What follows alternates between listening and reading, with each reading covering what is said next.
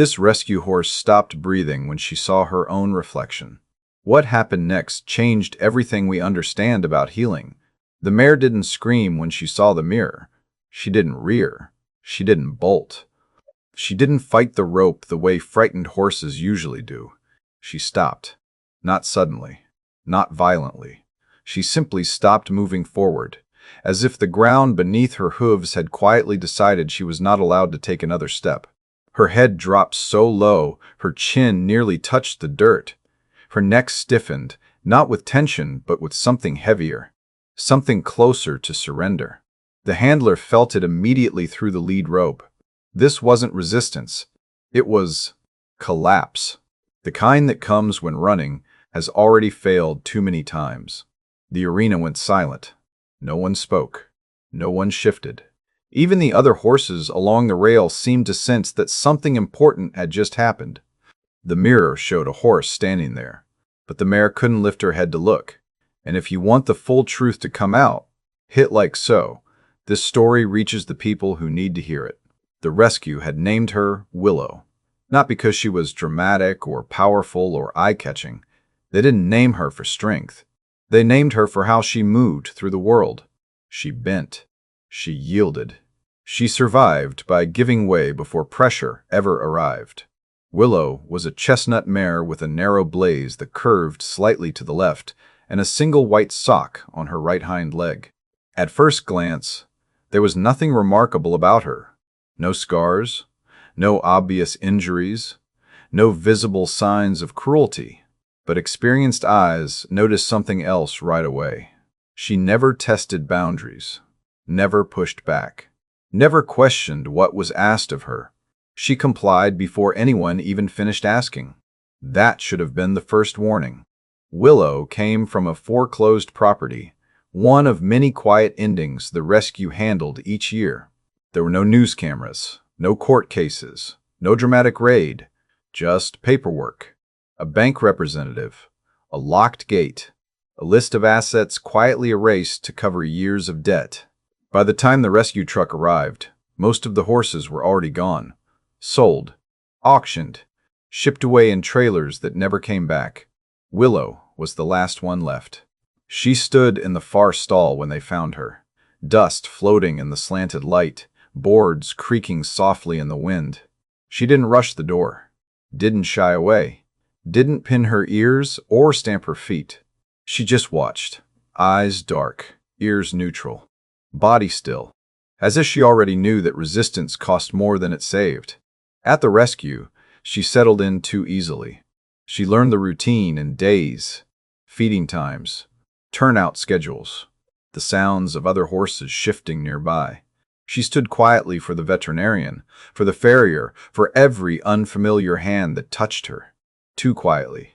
Horses are prey animals. Even calm ones flinch. Even gentle ones test safety before trusting it. Willow didn't test. She absorbed. She slept standing up, eyes half closed, muscles never fully relaxed. She ate without urgency. She positioned herself near fences, rarely turning her back to open space. Most telling of all, she avoided lifting her head. It stayed low, even when nothing demanded it. This is the part most people misunderstand. Silence doesn't always mean peace. Sometimes it means survival. The trainer assigned to Willow was named Hannah Cole, early 40s. Quiet voice, steady presence. The kind of trainer who noticed breathing patterns before behavior, tension before movement. Hannah had worked with abused horses before. Horses that struck. Horses that bolted. Horses that panicked at raised hands or sudden sounds. Willow didn't explode. She folded. The mirror was mounted along the long wall of the training arena. A simple steel-framed surface used to help riders check posture and balance. Most horses glanced at it once, snorted, then moved on. Willow refused to acknowledge it. The first time Hannah led her into the arena, everything seemed normal. Willow walked beside her, hooves steady, head low but relaxed. Then they turned the corner. Willow slowed. One step, another. Then she stopped. Her head dropped. Her breathing slowed. Her body stiffened, like someone had pressed pause on her entire nervous system. Hannah felt it instantly through the rope. She didn't pull. She didn't cluck. She didn't correct. She waited. Seconds stretched into minutes. Willow didn't move. Finally, Hannah turned her away and walked her out.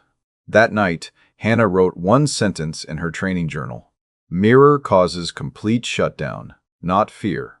Recognition. Watch what happens next. Over the following weeks, Hannah tried everything gently.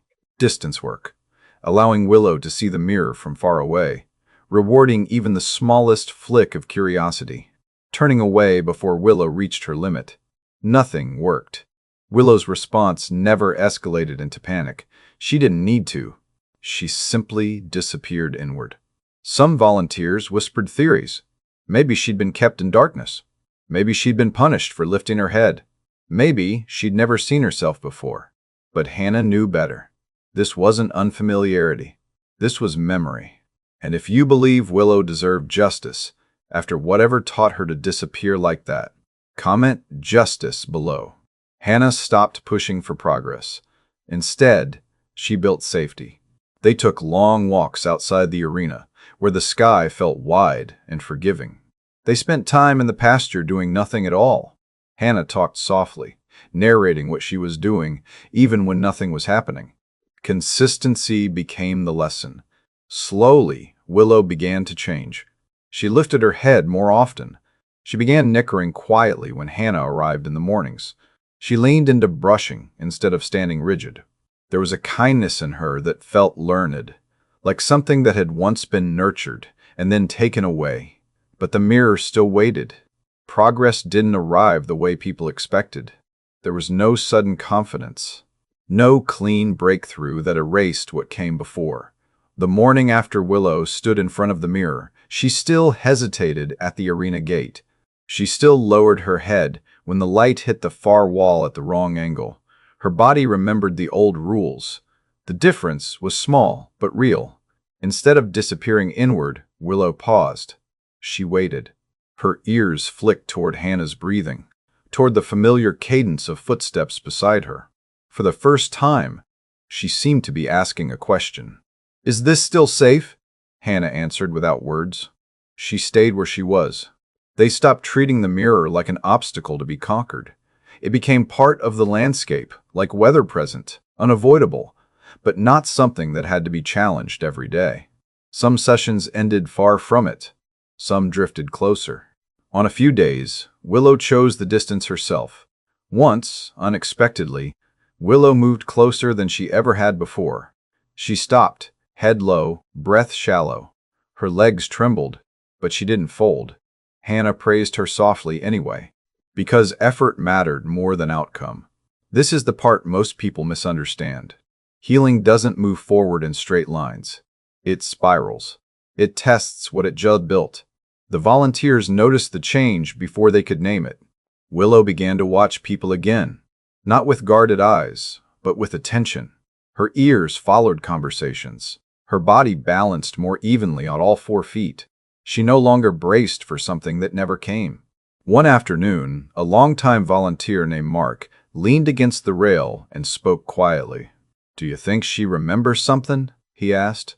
Hannah didn't answer right away, because she was starting to believe Willow remembered everything, not in pictures, not in scenes, in sensation, in posture, in breath, in the instinct to lower her head before being seen. Hannah adjusted the work again.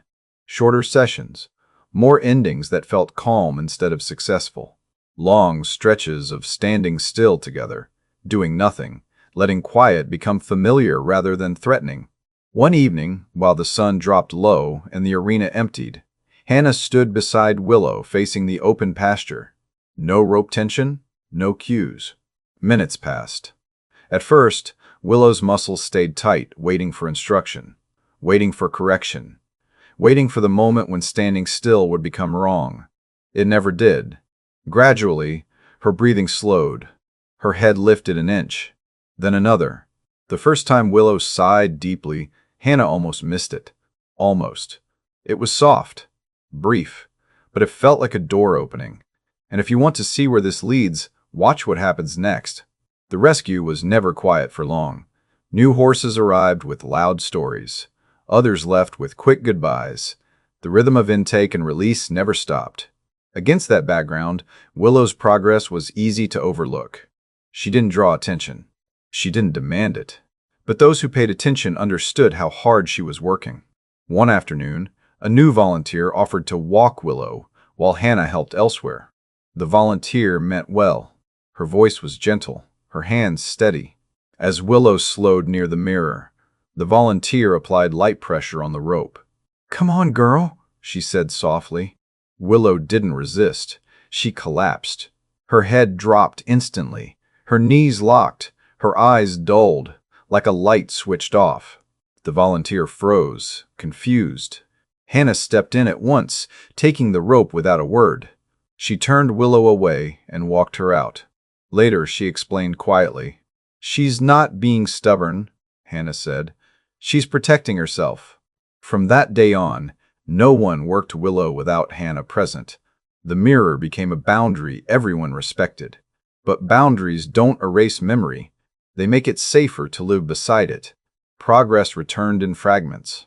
One morning, Willow lifted her head when Hannah entered the stall, ears forward, eyes alert. Another day, she chose to stand in the center of the pasture instead of hugging the fence. Once, during grooming, she nudged Hannah's pocket gently with her nose, searching for treats she'd learned might be there. Each small decision was a vote for presence. But the mirror still waited. The first real test came during a storm. Dark clouds rolled in fast, swallowing the sky. Thunder cracked overhead, sharp and close. Rain hammered the barn roof like thrown gravel.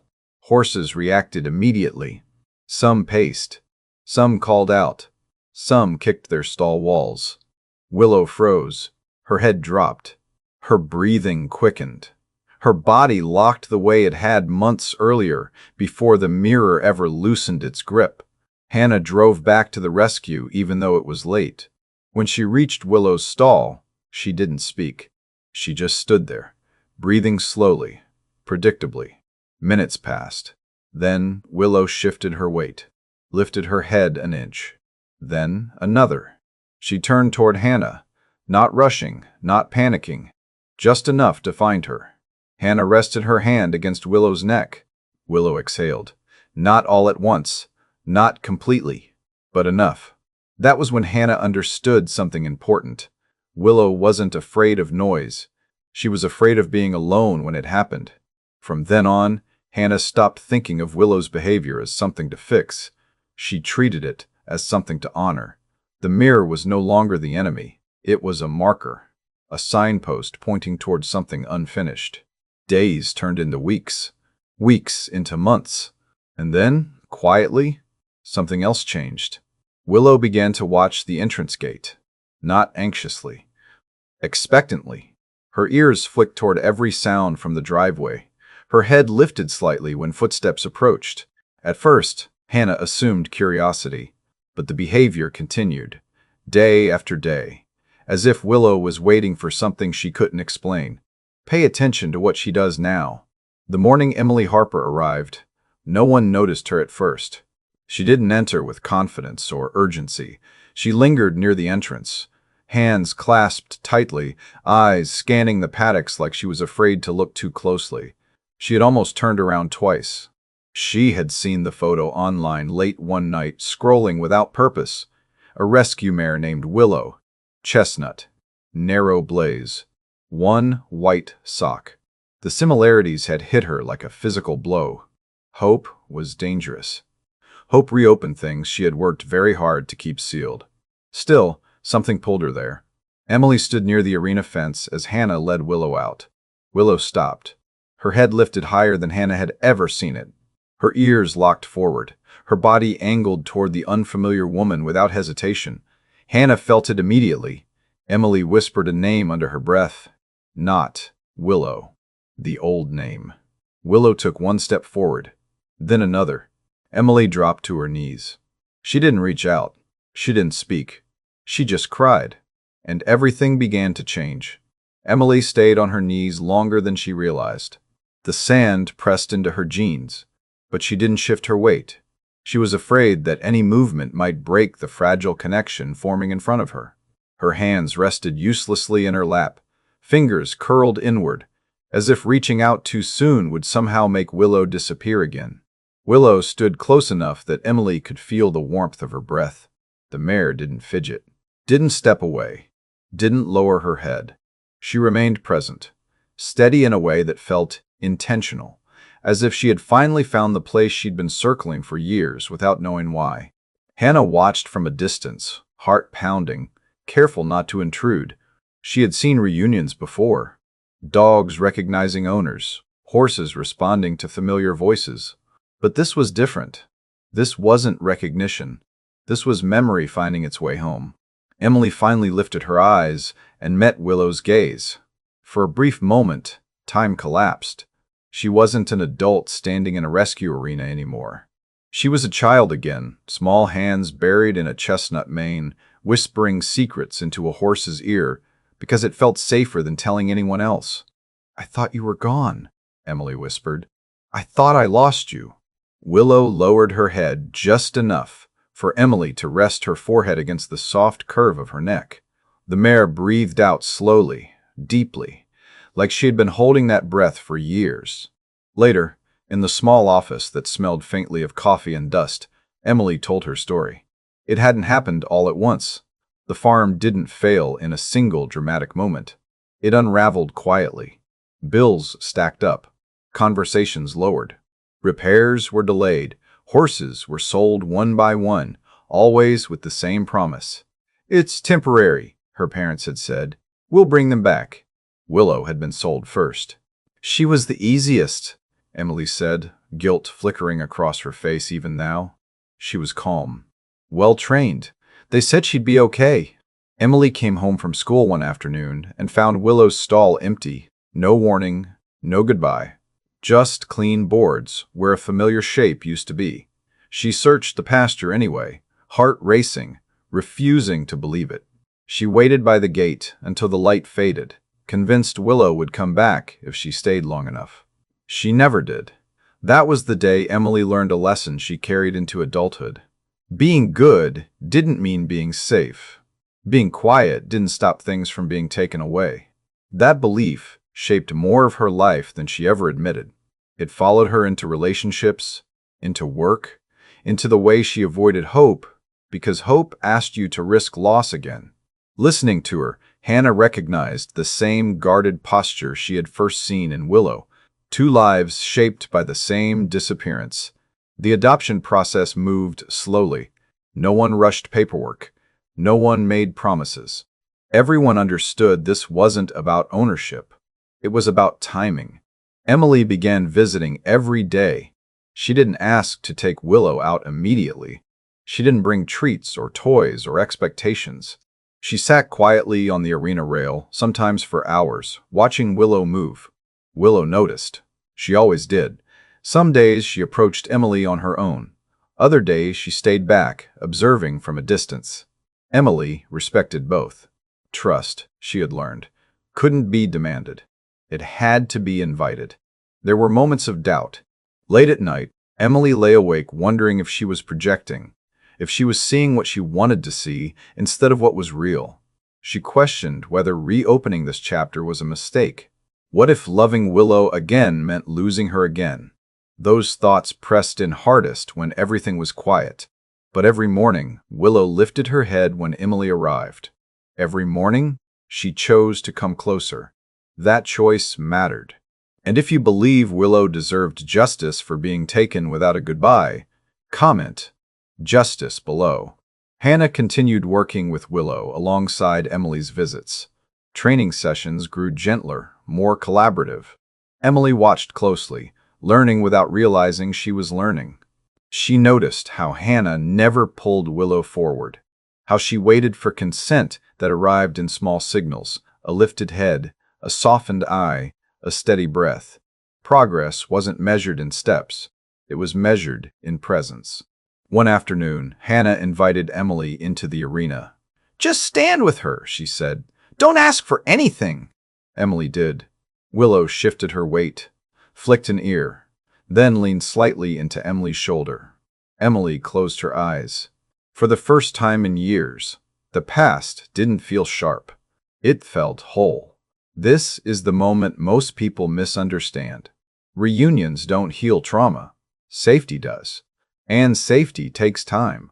The decision, when it finally came, felt less like a choice and more like an acknowledgement. Willow wasn't just ready to leave the rescue. She was ready to go home. And if you want to see everything finally come together, type YES in the comments. The days leading up to Willow's departure from the rescue were not peaceful. That surprised Emily. She had imagined relief would come first. Closure. A sense that something broken had finally been put back where it belonged. Instead, everything seemed to tighten, as if both of them sensed another transition approaching and didn't yet trust it. Old behaviors resurfaced quietly. Willow began hesitating again at thresholds. Not just the arena gate, but stall doors, pasture entrances, even the sight of a trailer parked nearby for another horse. Her head dipped lower on certain mornings. Her breathing grew shallow at moments that seemed unpredictable. Hannah noticed immediately. This was the part no one talked about.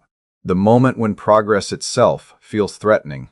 Because to a nervous system shaped by loss, change, even good change, can feel exactly the same as danger.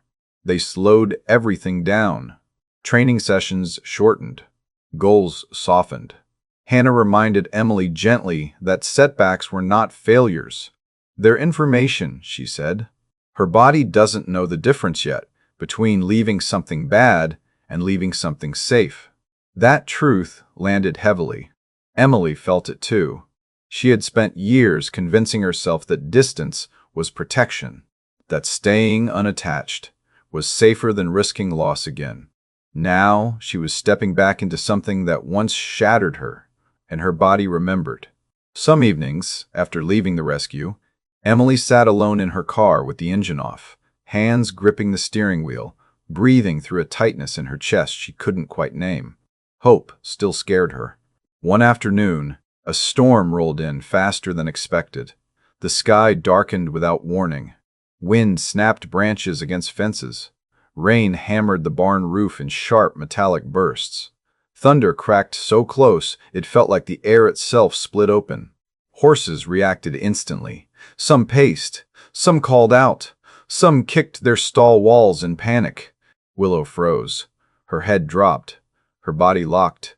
Her eyes dulled the way Hannah hadn't seen in months. Emily was there that day.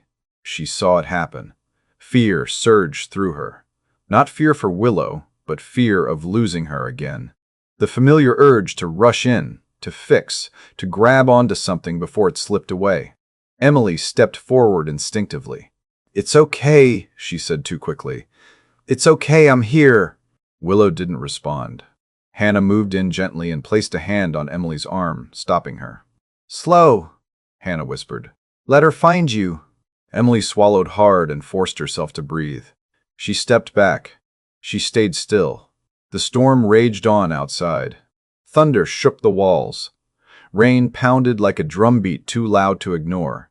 Minutes passed. Then Willow shifted her weight, lifted her head an inch, then another. She turned toward Emily. Not rushing, not panicking, just enough to see her. Emily didn't move, didn't speak. She remained. Willow took one step forward, then stopped. Another long pause, then one more step. By the time the storm faded, Willow stood close enough for Emily to rest her hand against her shoulder. No collapse, no disappearance, just trembling that slowly eased into stillness. That night, Hannah wrote another line in her journal. She chose connection over retreat. And if this moment means something to you, stay with the story. What comes next matters. The near breaking point came a week later. A trailer backed into the yard to transport another horse. The sound of the ramp dropping echoed sharply across the property. Willow reacted instantly. Her head dropped. Her feet planted. Her body stiffened as if preparing to vanish again. Emily felt the old dread rise in her chest. This is where it breaks, she thought. Hannah didn't rush in. She watched. She waited. She let Emily decide. Emily stepped forward, heart pounding, and stopped a few feet away from Willow. She didn't grab the halter. She didn't pull the lead rope. She simply stood where Willow could see her. "I'm not leaving," Emily said quietly.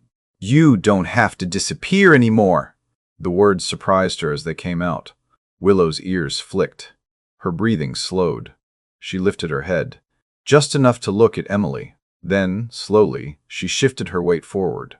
One hoof, then another. The ramp clanged again in the distance. Willow stayed present. The staff watching from afar didn't cheer, didn't clap. They understood this wasn't a performance. It was a decision. From that moment on, something settled. Not perfectly, but permanently. Willow still hesitated sometimes. She still needed reassurance. But she no longer vanished when uncertainty appeared. She stayed with it. That presence made the final days at the rescue bittersweet. Emily walked Willow through familiar paths one last time. The pasture, the grooming area, the arena wall where the mirror still hung quietly, no longer feared. Willow passed it without stopping. She didn't look. She didn't need to. The day Willow finally stepped onto the trailer meant to take her home, she paused at the bottom of the ramp. Emily stood beside her, heart in her throat. Willow lifted her head, breathed, then walked up. No rush, no collapse, just choice. And if you believe this moment mattered, comment "Justice" below. The rescue staff watched the trailer pull away in silence. Hannah rested her hand on the fence and exhaled. Some horses leave with fanfare. Others leave with something far rarer: completion. Life after the rescue did not arrive all at once. It unfolded quietly, in moments so ordinary they almost felt invisible at the time. There was no dramatic release, no sudden feeling that everything had finally been fixed. Instead, there was space and time, and the unfamiliar responsibility of choosing what to do with both. Emily's property sat just outside town, far enough from the road that nights were mostly still. The pasture wasn't large, but it was open. The fences were solid without feeling confining. When Willow stepped off the trailer, she didn't rush forward or freeze in place. She stood, her head lifted slightly. Her ears turned, reading the land the way horses do, measuring safety through scent, sound, and distance. Emily didn't rush her. She unclipped the lead rope and stepped back. Willow stayed where she was for a long moment.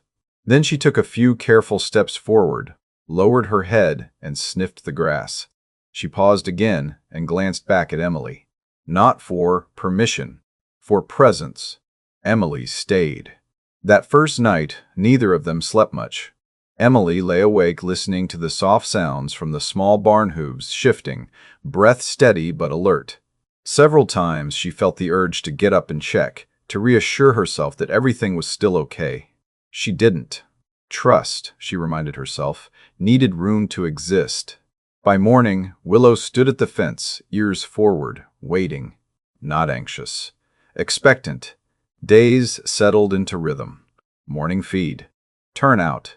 Quiet afternoons. Evening checks. Emily brushed Willow slowly, learning the new patterns in her coat, the places where age and experience had left their subtle marks. She spoke softly, not because Willow required it, but because the quiet felt right. Willow began to relax in ways Emily hadn't seen since childhood. She lay down to sleep, fully, on her side. The first time Emily saw it, she froze in place, afraid to move, afraid to disturb the moment. Tears slid down her face before she realized she was crying. Because prey animals do not lie down unless they feel safe. That truth settled into Emily's chest like something she had been waiting to feel again. Healing didn't erase Willow's past. It softened it. There were still moments when old habits surfaced, a sudden noise, an unfamiliar visitor, a change in routine. Willow's head would dip, her body remembering old rules. But now, she recovered.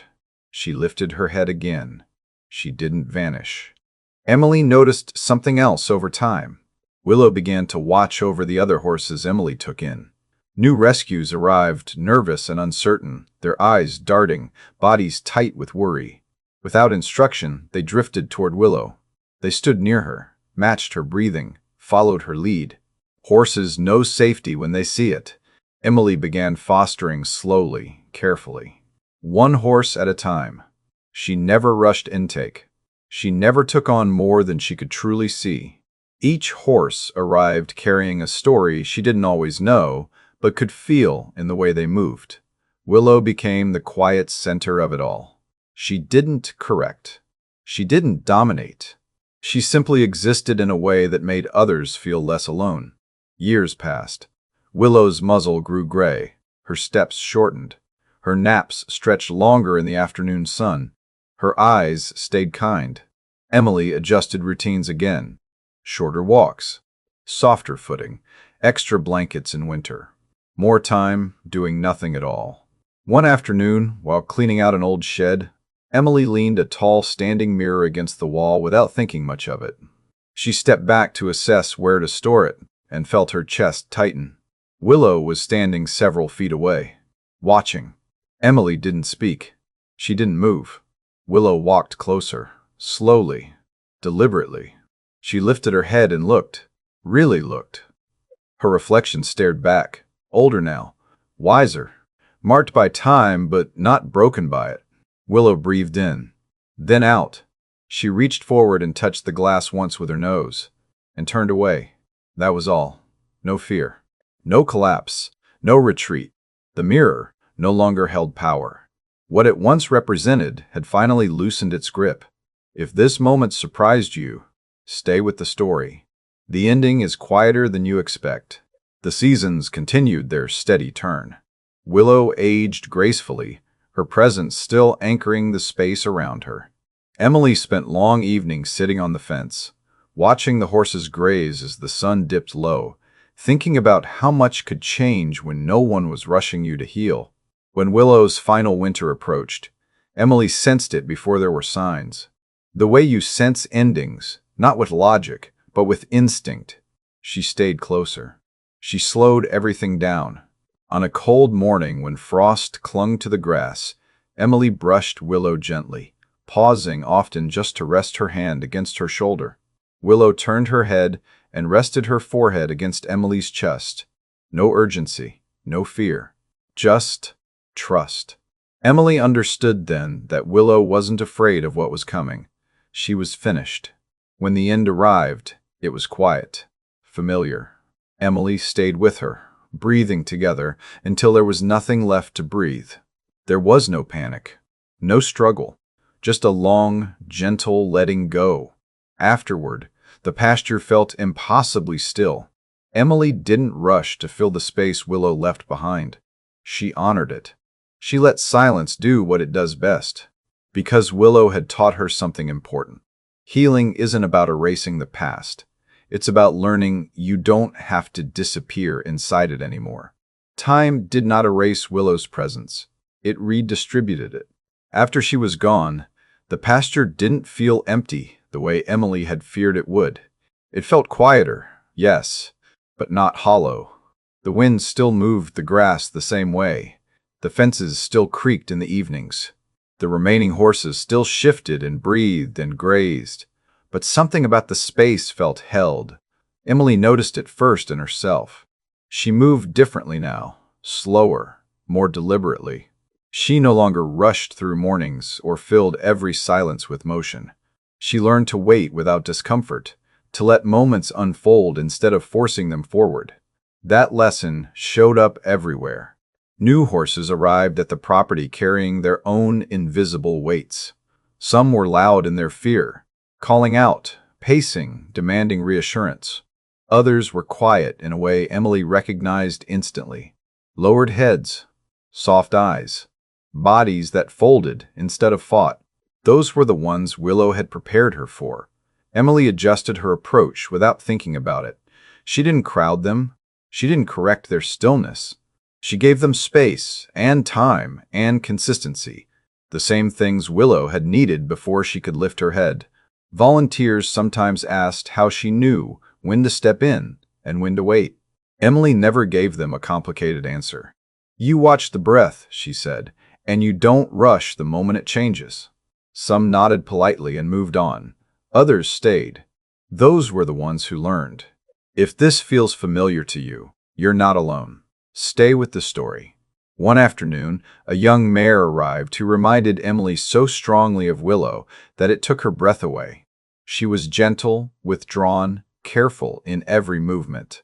She stood near the edge of the pasture, never fully turning her back to anything. Emily didn't bring her in immediately. She let her stand. She let her watch. Over the following days, the mare began drifting toward the same corner Willow had favored years earlier. She stood there quietly, ears flicking, eyes softening little by little. Emily felt the echo. Not grief, continuation. This was how Willow remained. Not as a memory, but as a method. The mirror stayed stored in the shed most of the time. Emily didn't display it. She didn't need to. But sometimes, when cleaning or reorganizing, she would catch her reflection unexpectedly in its surface. Older now, marked by time and experience. She didn't look away. She stayed. She noticed how her own posture had changed, how her shoulders no longer curved inward the way they once had, how she no longer felt the instinct to disappear when things became uncertain. Willow had given her that too. Years passed quietly. The rescue grew slowly, intentionally. Emily never chased growth for its own sake. She measured success in steadiness, not scale. There were difficult days. Loss still found its way in. Not every story ended the way Willow's had. But Emily no longer mistook pain for failure. She understood now that being present mattered more than being perfect. One summer afternoon, a teenage girl arrived with her mother. The girl barely spoke. Her shoulders were rounded inward, as if she was trying to take up as little space as possible. Her eyes stayed fixed on the ground. Emily recognized the posture immediately. She didn't rush to introduce herself. She didn't ask questions. She led them quietly to the fence and let them watch the horses. A nervous gelding stood nearby, uncertain and withdrawn. He shifted his weight constantly, unsure where to place himself. The girl sat down in the dirt without being asked. Minutes passed. Then more. Slowly, the gelding took a step closer. Then another. Emily watched the girl's shoulders lower as the horse came near. Watched her breathing change. Watched the tension ease from her frame, without anyone pointing it out. The girl reached out and rested her hand against the horse's neck. Not gripping, not demanding, just resting. Emily felt tears rise without warning. This was it. This was the legacy. Willow's story had never been about being rescued. It had been about teaching others how to wait long enough to be found. The rescue never put up a plaque with Willow's name. There was no sign, no marker, no official memorial. Emily didn't need one. Every time a horse lifted its head instead of lowering it, every time someone chose patience over force, every time healing arrived quietly instead of loudly, Willow was there, not as a memory, as a way forward. Emily sometimes wondered what Willow would have been like if she had never been taken away, if the farm had never been lost, if goodbye had been given instead of silence. But those questions no longer hurt, because Willow's life had mattered exactly as it was. It had changed people. It had changed methods. It had changed outcomes. That was enough. And if this story has stayed with you so far, take a moment. Think about what it might be asking you to notice in your own life. Some things don't need to be fixed. They need to be seen. In the years that followed, Emily learned something she had never been taught before. Endings didn't have to be loud to be complete. They didn't need drama, or proof, or permission from anyone watching. Sometimes, an ending was simply a quiet understanding that nothing else needed to be done. The rescue continued to change, not in size, but in tone. People who visited often remarked on it without knowing why. They would say the place felt calm, grounded, different from other rescues they had seen. Emily never corrected them. She knew what they were feeling. They were feeling the absence of urgency. They were feeling what happened when no one was being rushed to become something else. New volunteers came and went. Some stayed long enough to learn the rhythm. Others struggled with it. They wanted progress they could measure, results they could point to, transformations they could show. Emily didn't argue with them. She simply asked them to watch, to notice the breath before the movement, to notice the pause before the choice, to notice what happened when nothing was demanded. Some learned, some didn't, and that was okay. One evening, as the sun dropped low and painted the pasture in soft gold, Emily stood alone by the fence. The horses grazed quietly, their movements slow and unhurried. A breeze moved through the grass, carrying the familiar smell of earth and hay. Emily caught her reflection in the darkened window of the barn, older now, marked by time. She noticed the way she stood, feet planted, shoulders open, head lifted without effort. She smiled, not because everything had been easy, but because she hadn't disappeared when it wasn't. That was the mirror's final lesson, not just for Willow, for her. Years earlier, the mirror in the arena had asked Willow a question she wasn't ready to answer. Can you stay when you see yourself? Back then, the answer had been no. And that was okay, because healing doesn't begin with courage. It begins with safety. Only when safety arrives does courage even make sense. Willow had found that safety slowly, in repetition, in patience, in being allowed to exist without performance. And when she was ready, she stayed. That choice had changed everything, not because it erased what came before, but because it proved that the past no longer had to decide the present. Emily watched a young horse lift its head in the pasture and step forward without hesitation. She didn't intervene. She didn't guide. She didn't praise. She let the moment belong to the horse. That was another lesson Willow had left behind. Some moments don't need witnesses. They just need space. If you've ever felt the urge to disappear when things became overwhelming, if you've ever learned to stay quiet instead of safe, if you've ever believed that being good would protect you, this story was never just about a horse. It was about what happens when someone finally stays. And if this story stayed with you, comment. Remember below, if it moved you, please hit like so others who need it can find it too. Tell us in the comments which moment stayed with you the longest, or if there was a time in your life when you chose not to look away. And subscribe, not just for more stories, but for reminders like this one. That healing isn't loud, that progress isn't linear, and that sometimes the bravest thing you can do is lift your head, look at yourself honestly, and decide you're worth staying for.